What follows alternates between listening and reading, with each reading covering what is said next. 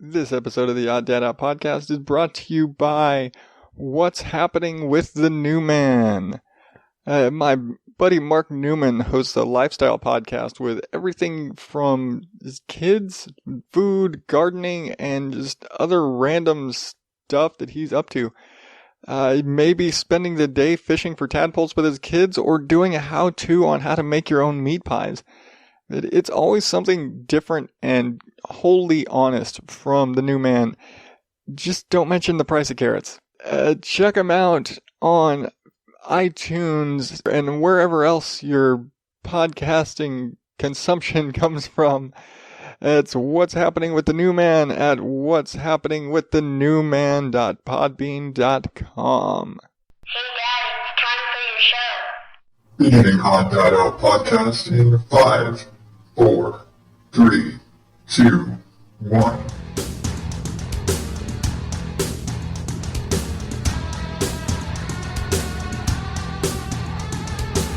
Welcome to the Odd Dad Out podcast, where normal is not my specialty. I'm your host, Adam Higgins, the Odd Dad Out, and this is the show where I share my crazy stories and views of the world and generally make fun of things. This week, we're gonna kind of talk about where the hell I've been for the last few weeks and what's been going on with me.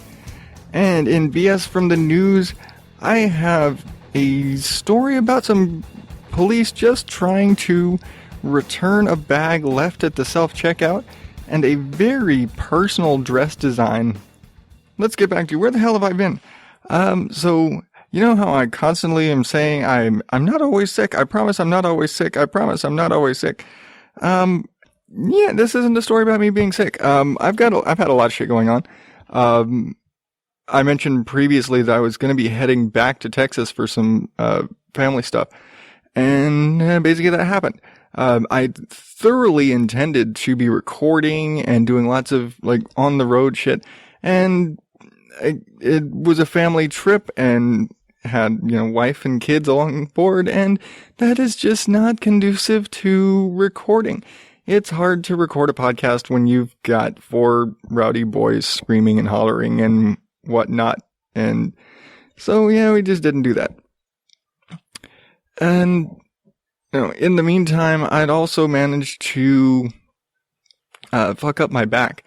Yeah, not always sick, I promise. But I do actually, apparently back when I was like, fresh out of high school and considered joining the army, I was actually diagnosed with scoliosis. Not like steel rod in my spine scoliosis, but to the point where it can theoretically give me back problems. So, incidentally, actually editing the last episode, literally sitting there at my computer, I threw my back out. And it basically left me out of work for almost a week, which really sucks. Anybody out there, you guys, you're working class people, and I'm sure you can feel the pain of missing 3 days of work and no way to recover it. You know what I mean? That was not a fun bit for me. I end up, that pain of you're fine into, oh shit, I can't move, turns into, oh shit, I can't work like this. And I understand most people probably are capable of going to work when they've tweaked their back. I'm a blue collar worker guy. I move, my entire night, my entire work day, night, whatever, is spent on my feet, walking, moving heavy equipment in and out of my van. And so I can't have a bad back. And this left me completely incapable of working. And big props to my boss, who is entirely understanding. When I say I threw my back out, he's like, okay, rest, take it easy. And then the next day, he's like, okay, see how you're doing. Let me know, like, after lunchtime how you're doing, because it's one of those, like, oh yeah, you wake up and you think you're doing better, And then you get going for the day and you're like, oh, nope, I'm not better. I'm fucked up. That's basically what happened to me, is that I woke up still tweaked and get moving around for the day. And yeah, I'm still fucked up and I can't work. But by the end of the day, I was like, all right, I should be okay. I let him know, yeah, I'm doing better. I'll be in tomorrow. Get to around lunchtime, and this is like Wednesday. Get around to like lunchtime, and I'm like, nope, never mind. So much for being able to work. I thought I was better. I was like, okay, fuck it. That's it. I got to go to a chiropractor. And go back to the chiropractor. They basically tell me that I had like an inflamed disc in my lower spine, like right off my tailbone. They basically just fucked my back. So yeah, fun shit. And that sort of shit keeps you from working, especially when you lift shit in and out of large, heavy machines out of vans all night. And yeah, but the chiropractor basically straightened me out, and they're like, oh yeah, and we're going to be working on your back. And I got to give big props to, I went to the joint, not like an endorsement of, okay, I totally support the joint after the shit they did straightening out my back, but they're not paying me for this. I actually pay them a good amount of money to keep my back straight at this point. But, yeah, a lot of big props to the guys over there, because, a couple of visits in after all of this, and not only did the pain in my back and hips and everything go away, I actually started sleeping better. I was surprised by that. And they told me, oh yeah, this first time you're going to be pretty achy as, you get everything cracked and popped in and realigned the first time. And then, like, you're going to be probably sore tomorrow. And yeah, I was a little sore the next day, but it was like, yeah, you should be able to work. All right, just, take it easy. So, back brace in hand, I go back to work. But, they're like, okay, we want to see you a couple times a week until the pain goes away, just so we can make sure, you don't re-injure it at work. And I was like, all right, fine. Makes sense. I have a job that's probably going to fuck up my back more and undo everything you just did. So yeah, I can understand some regular maintenance on that part. Go back a couple visits and pretty much pain-free, which was awesome. But yeah, like I said, I was sleeping better and my bed sucks. Straight up, my bed sucks. My wife and I have been looking at getting one of those like new crazy hybrid foam, crazy what's the hell mattresses for a while because our bed sucks. We both just, yeah, we both wake up so damn sore, but mattresses are expensive and we got no money. So yeah, there's that. But yeah, even on that shit, I feel so much better.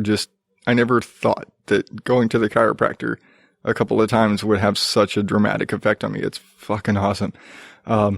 If you have any back pain or anything like that, I highly recommend it at this point. And again, I never thought it was going to be a thing. I was like, they're just going to go in there and crack all your shit. And yeah, you probably feel good for now, but they're just, it's like popping your your knuckles or anything like that. It can't do that much. You always hear like from the mainstream medical community, air quotes, that like chiropractors, that it's not real medicine. They're not really doing anything. And it's like, are they going to tell that to any athlete ever in the history of the world? Because, these guys keep chiropractors on staff for a reason. There's a reason chiropractors charge so much typically. And so, yeah, it fucking worked. And, when you're a chiropractor, you're still the doctor. You may not be in 7 years of internal medicine doctor, but you're still a doctor. And they still have a responsibility to take care of patients. And they flat out told me that it was like, if your injuries are so bad that we don't think we can do something about it, we're going to refer you out to somebody else, like a spinal specialist or something, to look at you because you probably have a bigger issue. And I told him, I was like, I've got, minor scoliosis. So you might actually have to just go to a spinal doctor to have that looked at because, hey, you have a fucked up spine in general. Could be something that needs surgery, not just a realignment. But they took care of me, and I feel a million times better now. And that was that. And then that was a few weeks ago, right before our our wonderful trip back to Texas, which it was the worst drive ever in the history of the world. Never mind that it was over 4th of July weekend. So traffic was not fun. And of course, 4th of July, driving through Arizona, New Mexico, and Texas, it's hot as hell. I think when we left, it was like 105. And yeah, I'm used to it. I grew up in the desert and I'm fine with that. But, so in simplest terms, we did this trip. It was kind of a caravan thing. We drove out to Texas to pick up a car. So we drove out in my van, and somewhere about 2 to 3 hours from San Antonio, Texas, to give you an idea, this is about 10 to 12 hours into our trip, the AC goes out in my van. Did I mention it's 105 outside? Thought I mentioned it's 105 outside. So yeah, the AC goes out in my van. Try refilling it. Lots of things. I was like, I've got recharge kits and shit like that. It's like, I know how to top off an AC system. I live in Arizona. I know how to top off AC.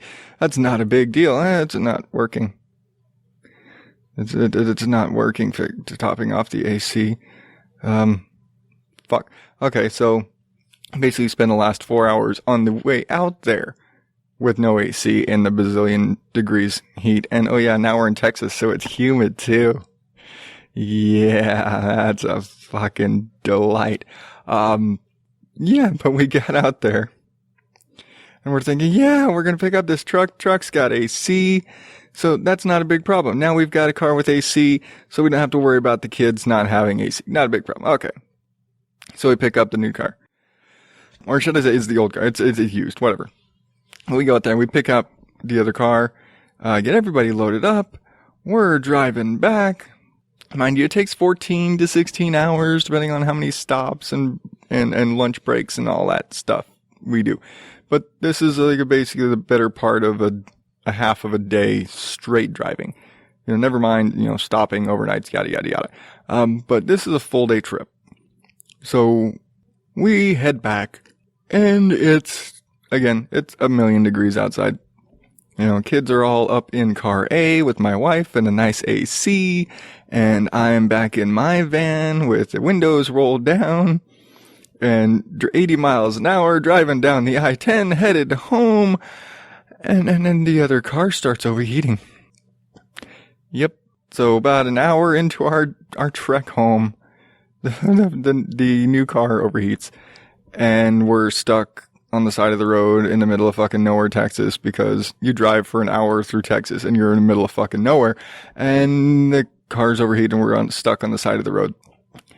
And this basically progresses, and this basically just recurs over and over and over again, and it turns into, we can drive for 20, 30 minutes, and then we've got to stop and reset. Let it cool down. Roll down all the windows, let it cool down, and then kind of keep going. So we were supposed to stop in Fort Stockton, Texas, which is, it's like 4 to 6 hours, I forget. It's like 4 to 5 hours, I guess, from San Antonio, where we started. And we left in like middle of the day. We got halfway. So it was essentially would have been about 2 hours away from San Antonio. Took us all night to get there. And it didn't help.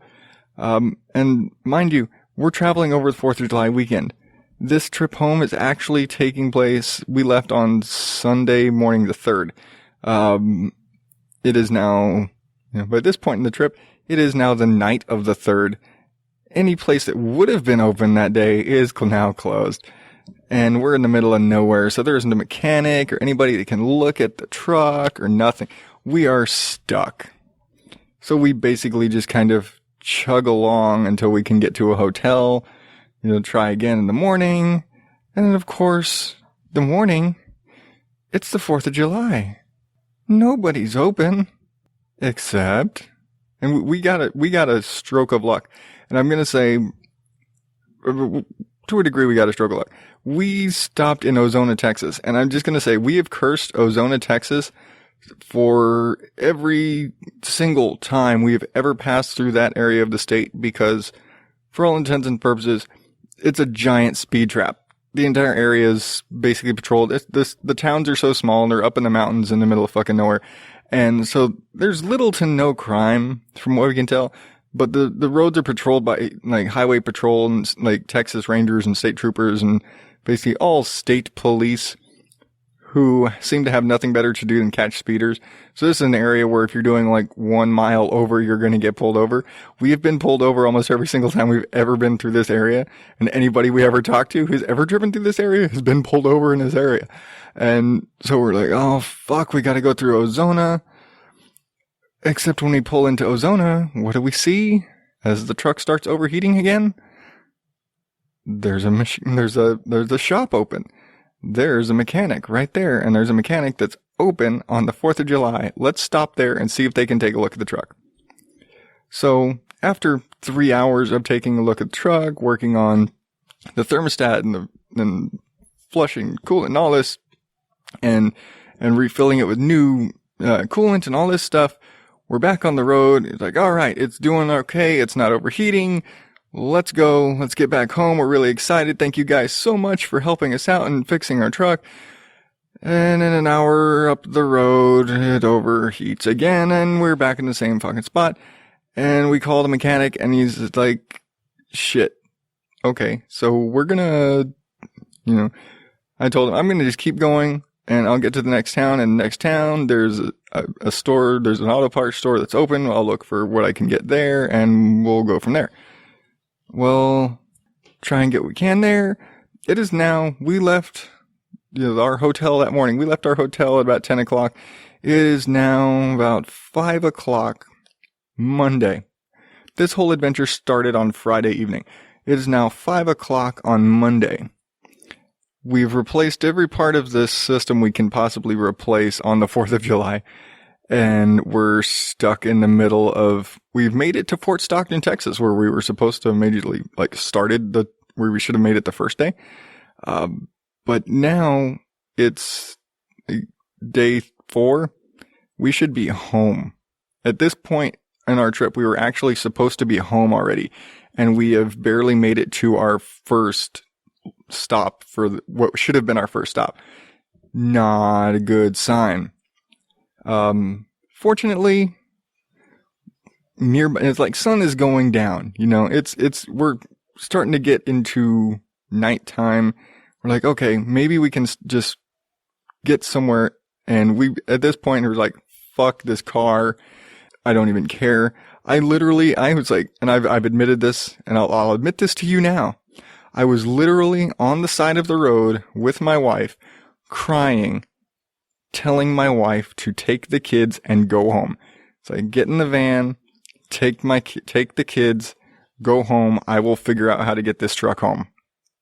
Not funny, really just like, and all the credit in the world to my wife. Too stubborn or too stupid, I don't know, I don't care. She wouldn't leave me. She was not willing to leave me behind to figure out my own way home. She was like, we're here together. We're all going to do this. I'm not going to leave you here for you to be stuck. We're all going to make it home or nobody's going to make it home. So we called up she calls up her friend who's not too far away from where we were at in Fort Stockton. We're like, hey, can we leave this thing with you until we can get it fixed? We just need to go home. We just want to go home at this point. So we chug along up the road, slowly make our way up there, leave our truck with her friend who, it's been a week now. He's still got it. He says, hey, if I can find somebody who can fix it. We're like, hey, if you find somebody who can fix it for us, we'll pay. Don't worry. We'll get the money to you. No big deal. But in the meantime, we basically ditched the truck with her friend and fucking chugged on home. And we've made it to Midland, Texas. And if you've got a map, this is not a short trip. Where it's like 9 o'clock at night on the 4th of July. And guess what? We both have to work the next day. both of us have to be at work. So we have no choice whatsoever. Load up everything, get everything out of the truck, get everything back in the van. Everybody loaded up. All right, get food, drinks, ice. Let's go. And now run. And this was the fastest we've ever made any time. We were running on just stress and adrenaline at this point. And I kept saying, it's like, I'm so high on adrenaline right now. I don't think I could stop it to sleep if I had to. Again, we'd been up since about 7 o'clock that morning. We'd spent hours at the mechanic. We'd gone through, the grueling heat and the on and off and on and off of, just chugging down the road, trying to make it to the next stop, the next place we could find somewhere to cool down. And so we've basically already been on the road for 14 hours. We finally put the truck down. Like, okay, we are rid of that for now. That's not our problem at the moment. Right now, our problem is get home. Just get home. And we get on the road, pedal to the metal, punch it all the way back, 14 hours. I think I lose track of time because we crossed 2 time zones in this transition from Texas through like Texas Central Time to Mountain Time in New Mexico and into Arizona, which doesn't change, which is kind of its own time zone because no daylight savings time and all that funny whatnot. So we crossed 2 time zones to get back. Again, across 4th of July. So at least on the silver lining for the boys' sake, they got to watch fireworks in 3 different time zones, which was kind of cool for them, even though they should have been sleeping at the time. But we are just hauling ass 80 miles an hour down the road for what amounted to the better part of 14 hours. Overnight, windows down through the desert, just loud as shit. Probably the greatest white noise you could ever have in the history of white noise, because you can't hear shit but that wind. But you know what? That much wind and noise and everything keeps you awake. It actually did a pretty damn good job because it's hard to sleep through that. So we, for the most part, kept awake. My wife did a good job. She let me rest for a couple hours, as best she could to give me a couple hours of sleep. And we just trucked on, and it's fucking awesome. I have to say, I might drive a damn soccer mom minivan, but the damn thing is great on gas because we managed to drive all the way from Midland, Texas, all the way back to our house in Surprise, Arizona on 2 tanks of gas.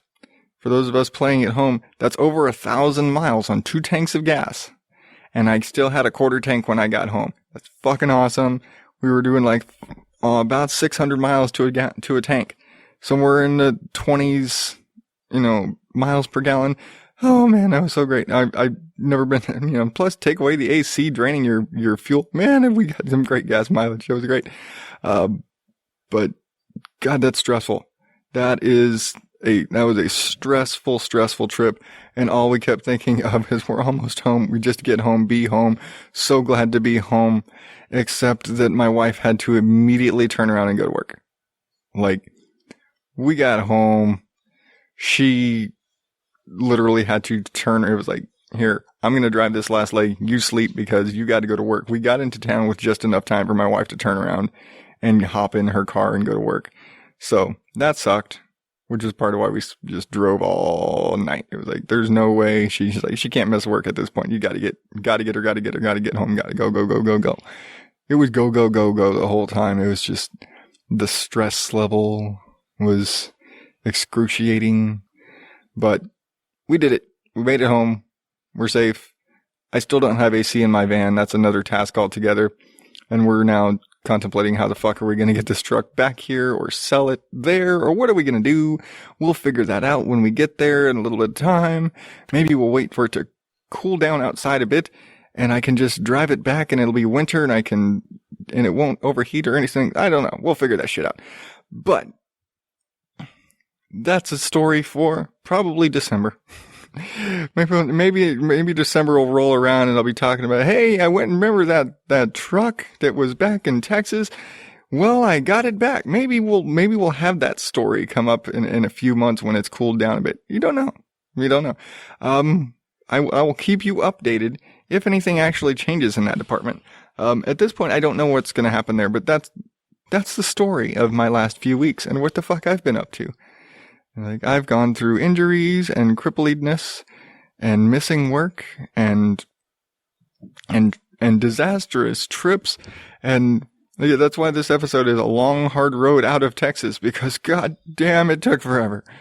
But we made it, and it's definitely an adventure I didn't want to necessarily have, but it was an adventure. I cannot deny that it was a hell of an adventure. So yeah, that was Texas. Which brings me to this week's bullshit from the news. Bullshit from the news.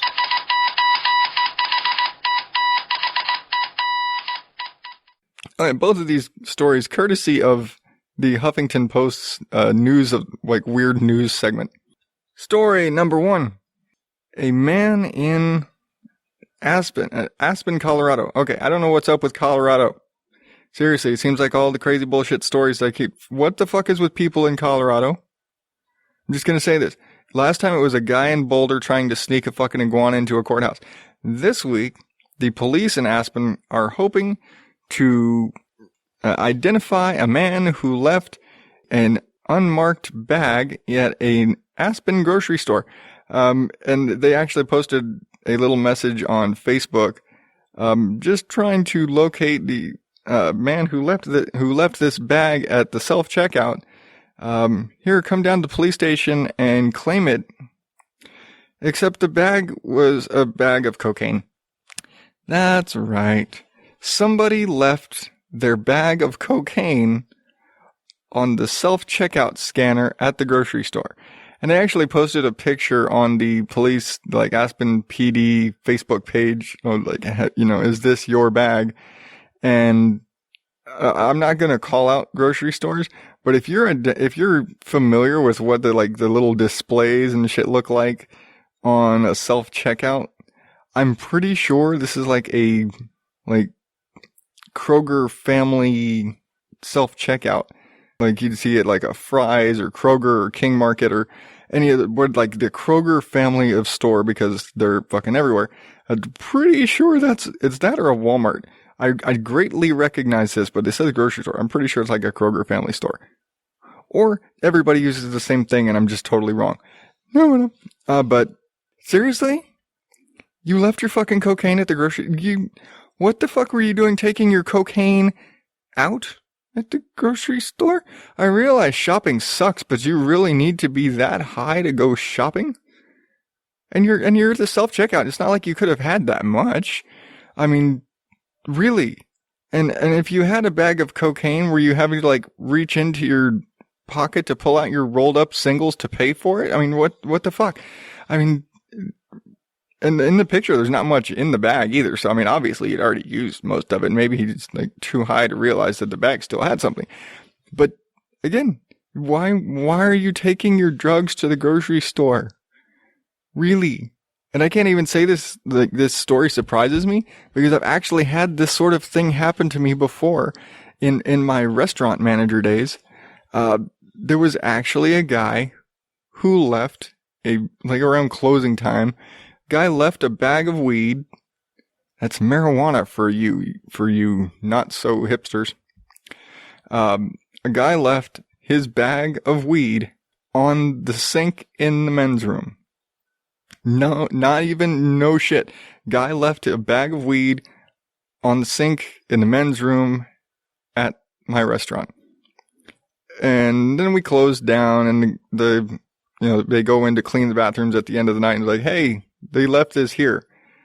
And let's just say I had some less than kosher employees, and they're like, oh, it's like, what do you want us to do with it? It's like, I don't care. Get rid of it. I don't care. Smoke it, sell it. I don't care. Just, I'm not doing anything with it. It's like, I don't care if you guys go share it, whatever. I don't care. Because I was a cool manager like that. I was like, you know what? Fine. You guys found some weed in the bathroom. Go make it go away. I don't care. La, la, la, la, la. But what was more hilarious than obviously my employees went and smoked this after work, was that the very next day, as I'm opening the store, first customer of the day is the last guy that we remember from the night before, walked right in the front door, and we're one of those restaurants where we have to greet every person in the door, didn't say hi, nothing.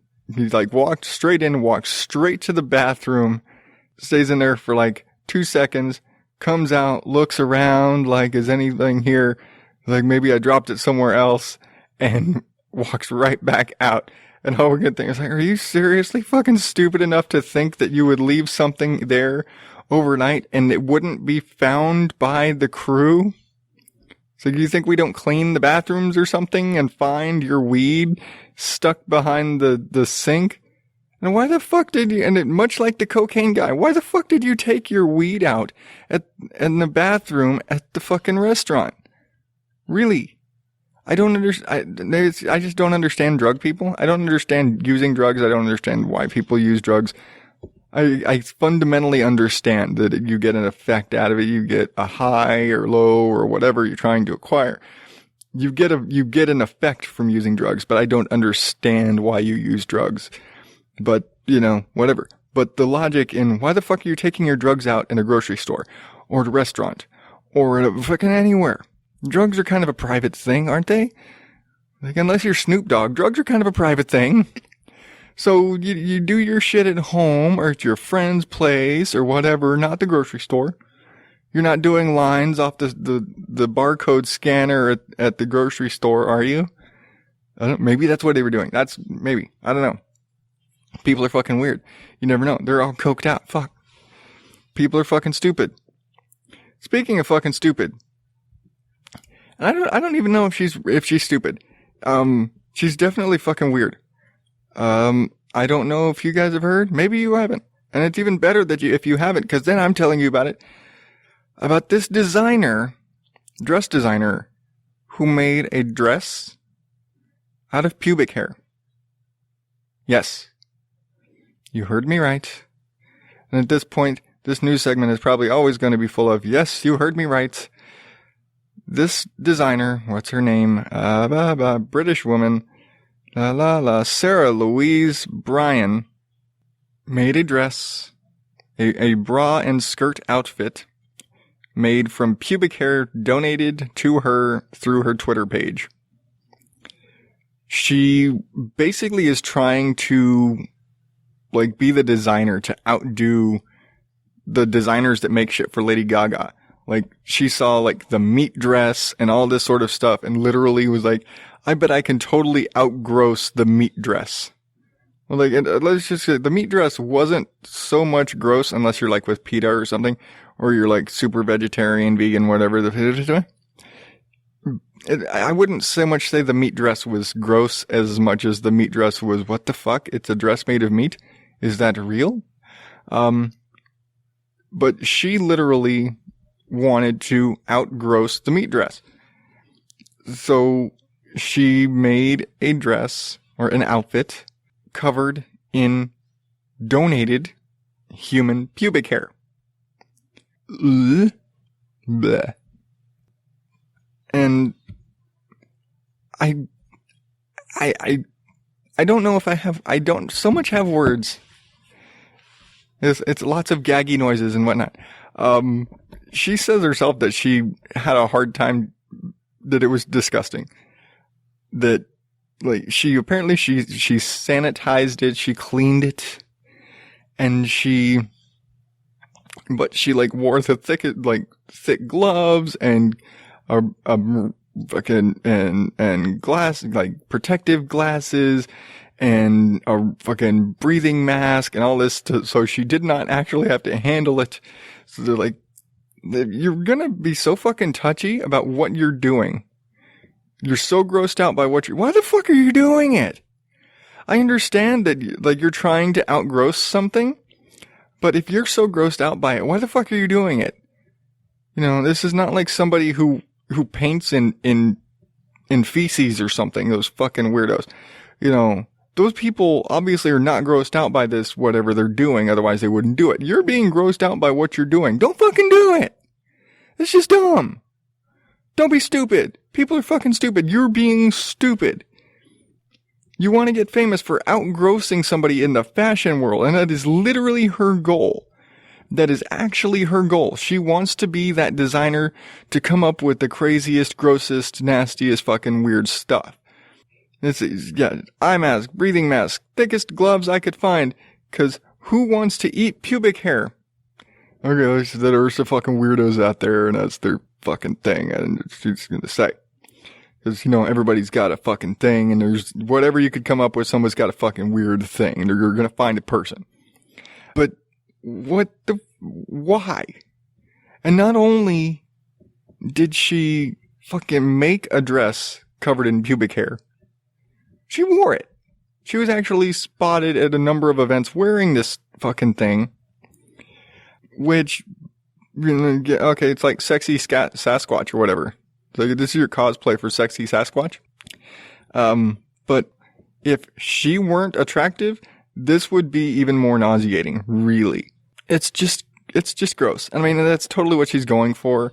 And again, she's trying to outgross the fucking fashion people. But apparently she's even said that, like, she'd only be willing to sell it. And again, she's totally just trying to get famous off of this sort of shit. She said she would only actually sell the dress to a museum or like a high profile, really famous person. Basically, like, I'm not selling this dress unless I'm going to get famous for it or somebody famous is going to buy it. That is it. Like, I want to be so exclusive that only, high profile people are going to own my stuff. It's going to be one of a kind.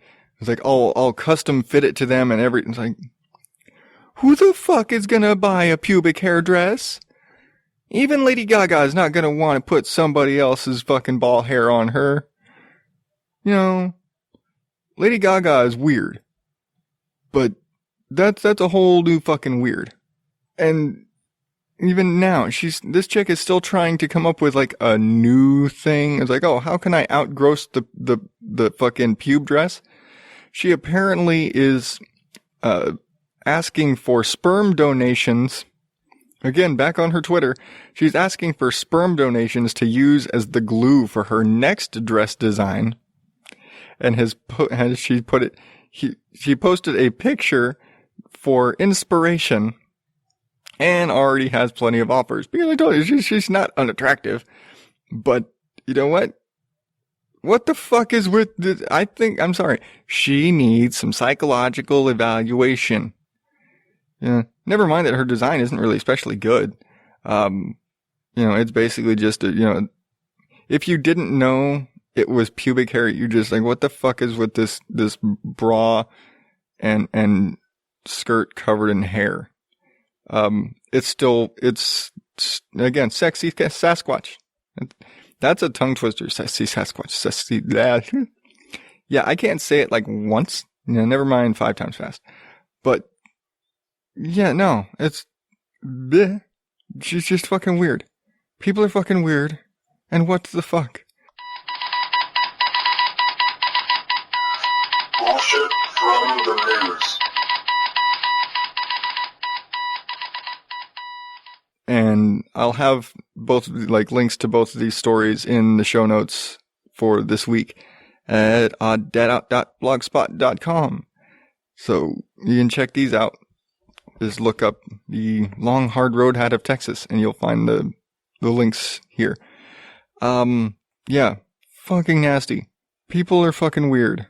Between stupidity leaving, fucking drug stupidity and pubic hairdresses, I already knew humanity was fucking dumb. But the more I look into these kind of stories, the more scared I get for the future. Really. Just, like, I don't understand people anymore. I really don't. People try to get famous for dumb things. People come up with stupid ideas for stupid shit. And drugs don't help your brain, especially cocaine. But you don't use your brain when you're on drugs. You just don't. Drugs are bad, okay? Marijuana is, cocaine is bad, okay? I know my Mr. Garrison sucks. Oh well. It's not like I actually watched South Park. I think I've seen like 2 episodes. And I think that actually came from the movie. I watched the movie. The first one. Was there more? I don't know. But, yeah. Drugs are bad. People do stupid shit when they're on drugs, like forget they're drugs. And apparently, crazy British designers that are just trying to be fame whores, will do stupid shit. Her first design was better. Apparently she got some attention before for making a big ass dress out of Skittles. Great idea. Make a dress out of Skittles. Sell it to Skittles. They could use it in like a commercial or something. Who's going to use the pubic dress? Nobody. No, like you might sell it to like a fetishist. It might be it. Somebody who's got a thing like that. You're not going to find a high profile place for that. Sorry, lady. You know, good luck on the sperm dress. I don't think you're selling the pube dress anytime soon. Nice try. But that's going to do it for this week. And I'd like to thank all of you out there for listening. And if you enjoy the show, please leave a review on iTunes or Google Plus or wherever it is you're listening. And remember to subscribe, because it saves you the trouble of looking for the show every week or whenever the fuck I get around to it. I swear I'm going to get back on this shit. And leave your reviews. Maybe I'll share them next week or whenever you leave me a review. Because, you know, I want reviews. I want to hear what you say. I tell you all the time. I don't care if you think it sucks. I want you to tell me what you don't like, what you do like. Because how can I fix the show and make it better if you don't tell me what you like and don't like? You must tell me. But until next week, I am Adam Higgins, the Odd Dad Out. Thank you and good night.